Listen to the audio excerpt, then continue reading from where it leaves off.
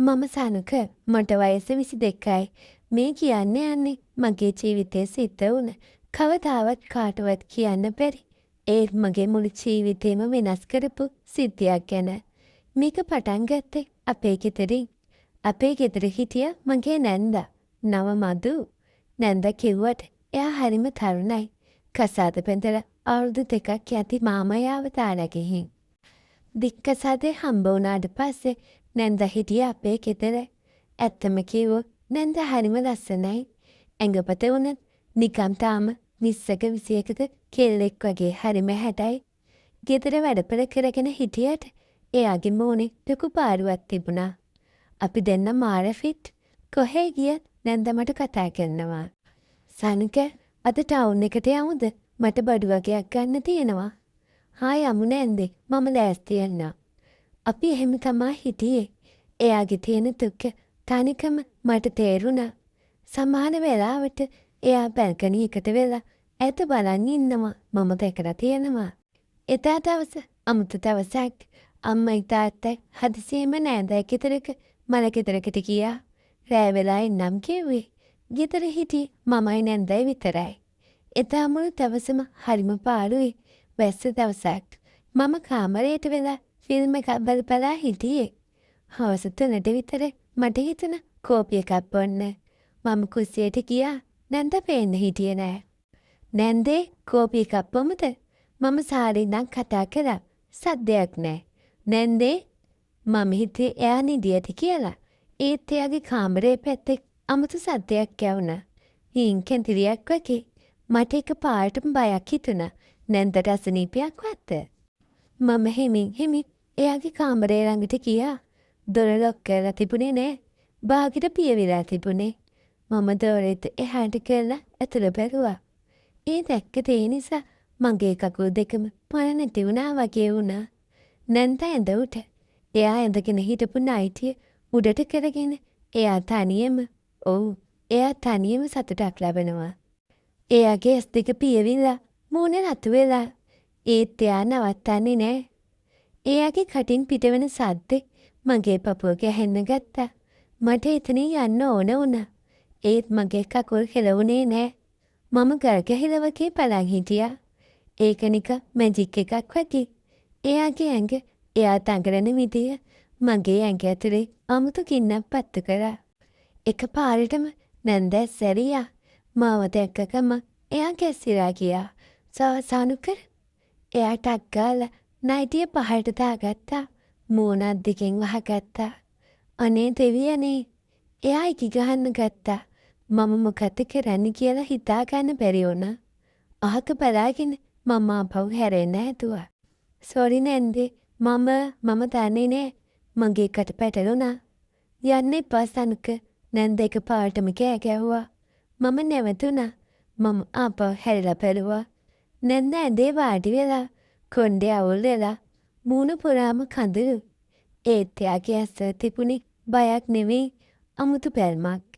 ඇතුළට එන්න එයා හිමින් කිව්වා. ඒත් නැන්දේ මේ මම කිව්වේ එන්න කියලා. එයාගේ කටහඬේ තිබුණේ විදානයක්. මම ගැහි කාමරේට ගියා. එයා ඇඳේ කොනකට වෙලා ඉඳ දුන්නා. දොර වහන්න. මම දොර වැහුවා. මගේ හිත වේගයෙන් ගැහෙනවා. මම ගිහින් ඇඳේ අයිනෙන් වාඩි වුණා. එයා තාම ඉකි ගහනවා. ඇයි නැන්දේ මේ? මම හිමින් ඇහුවා. ඇයි මෙච්චර අඬන්නේ? එයා මගේ දිහා කෙලින්ම බැලුවා. ඒ ඇස්වල තිබුණ වේදනාව මට දරා ගන්න බැරි වුණා. මට පාළුයි සනක. මට මැරෙන්න තරම් පාළුයි. ඔයාට ඒක තේරෙන්නේ නෑ. මම ඉන්නවනේ නැන්දේ. අපි ඔක්කොම ඉන්නවනේ. ඒක නෙමෙයි. එයා මගේ අතක් අල්ලගත්තා. එයාගේ අත රස්නේ දාඩිය දාලා. ගෑණියෙක්ද පිරිමියෙක් නැති වුණාම දැනෙන අඩුව ඔයාට තේරෙන්නේ නෑ. මාව දාලා ගියාට පස්සේ මම පිච්චි ඉන්නේ. මට එකපාරටම මාම ගැන කේන්තියක් ආවා.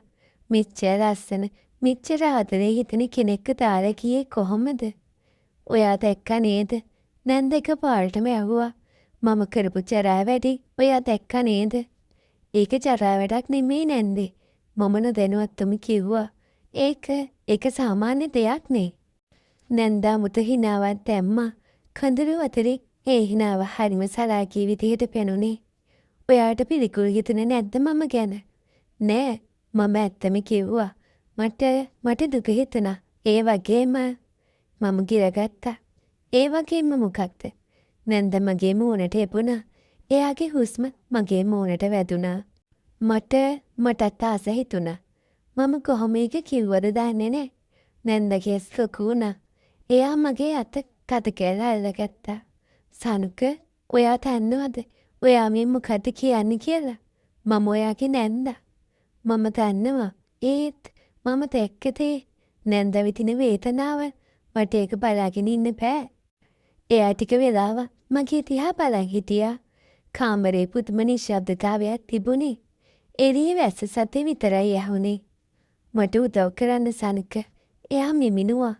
මේ කින්තර නිවන්න මට උදව් කරන්න. කොහොමද? මගේ කටහඬ වැවුලුවා. මගේ ළඟට එන්න. එයා මාව එයාගේ පැත්තට ඇදලා ගත්තා. මම විරුද්ධ වුණේ නෑ. මගේ හිතේ තිබුණ සදාචාරේ, බය ඔක්කොම මේ වෙලාවේ නැති වෙලා ගියා. තිබුණේ නැන්දගෙන තිබුණ ආසාවයි, එයාගේ දුක නැති කරන්න තිබුණ උවමනාවයි විතරයි. මම එයාට ලං වුණා. නැන්ද මගේ පෙල්ල වටේ අත්‍යවල මම බදාගත්තා. කවුරුත් දැනගන්න හොඳ නෑ. එයා මගේ කාන්ට කරලා කිව්වා. කවුරුත් දැනගන්නේ නෑ නේද? ඒක මගේ ජීවිතේ මම ලබපු අමුතුම අත්දැකීමක්. නැන්ද හරියට පිපාසයෙන් හිටපු කෙනෙක් වගේ මගේ උරා පියුවා. මමත් එයාට ඉට දුන්නා. අවුරුදු ගාණක් හිර කරන් හිටපු හැඟීම් ගම් වතුරක් වගේ පිට වුණා. මාව අල්ලගන්න පුතා, මට දැනෙන්න දෙන්න.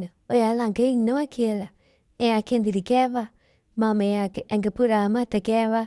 එයාගේ ලස්සන ඇඟ මගේ අත් එකට අහුවෙද්දි මට හිතුනේ මම හීනයක් දකින්නවා කියලා. අපි දෙන්න ඇඳ උඩ පෙරළුණා. රිදන්න එපා, ඒත් නවත්තන්නත් එපා.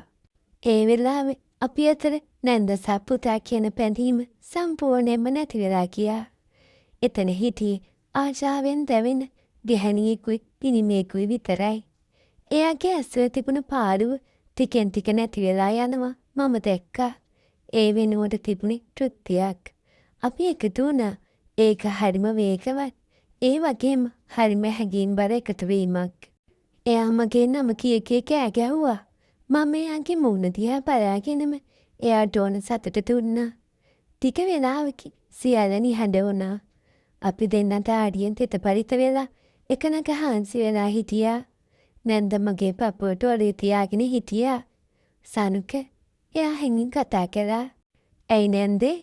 ඔයාට පසුතැවීමක් තියෙනවද? මම එයාගේ කොණ්ඩේ අත ගෑවා. නෑ, මට දැනෙන්නේ මම ලොකු පිනක් කළා වගේ. ඔයාගේ හිනාව දකිද්දි මට සතුටුයි. නැන්ද ඔළුව උස්සලා මගේ නළල ඉම්බා. මේක අපේ රහසක්. අම්මලා දැනගත්ත අපි ඉවරයි. බය වෙන්න එපා. මේක මෑනකම්ම රහසක්. එදා ඉඳන් අපේ ගෙදර හැමදේම සාමාන්‍ය විදියට සිද්ධ වුණා. අම්මලා ආවා. අපි සාමාන්‍ය විදියට හිටියා. ඒත් නැන්දයි මායි අතරේ අමුතු බැල්මක් ඕමාරු වුණා. කාටවත් නොපෙනෙන අපි දෙන්නට විතර තේරෙන බැල්මක්. ගෙදර කවුරුත් නැති වෙලාවට නැත්නම් රැට හැමෝම නිදාගත්තම නැන්ද මගේ කාමරයට එනවා. නැත්නම් මම එයාගේ කාමරයට යනවා. එයාගේ පාළුව මැකිලා ගියා. එයා දැන් ගොඩාක් ලස්සන වෙලා. ඒ සතුට එයාගේ මූණෙන් පේනවා. මේ සම්බන්ධේ සමාජයට වැරදි ඇති. ඒත් එදා ඒ කාමරේ ඇතුලේ එයා විඳපු දුක දැක්ක මට මේක වැරද්දක් විදියට පෙනුනේ නෑ. මම කලේ තනි වුණ ගැහැණියෙක්ට ජීවත් වෙන්න හේතුවක් දුන්න එක විතරයි. අදටත් ඒ රහස අපි දෙන්න අතර විතරක්ම තියෙනවා. මේ වගේ කතා කියවන්න කැමති අය අපේ සබ්ස්ක්‍රයිබ් කරගෙන යන්න. මේ කතාව ලස්සනයි නම් ලයික් එකක්, කමෙන්ට් එකක් දාගෙන යන්න අමතක කරන්න එපා.